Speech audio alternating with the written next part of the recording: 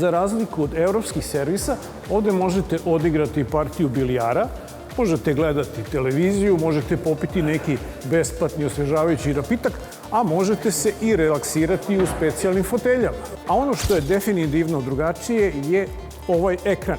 Na njemu se nalazi spisak automobila koji se trenutno servisiraju i podaci o njima. Ovo su podaci o vlasniku, ovo su podaci o serviseru koji radi na vozilu. Sad ćemo da vidimo šta se dešava sa ovim vozilom. To što je zeleno, on je rekao da je sve u redu, žuto treba da se zameni, crveno definitivno da nije u redu. Pa da vidimo o čemu se ovde radi. Aha, ovo je znači definitivno klima uređaj na kome treba da se zameni filter. U svakom slučaju, ovo nam govori da se servisiranju posvećuje velika pažnja koja uliva poverenje vlasnicima.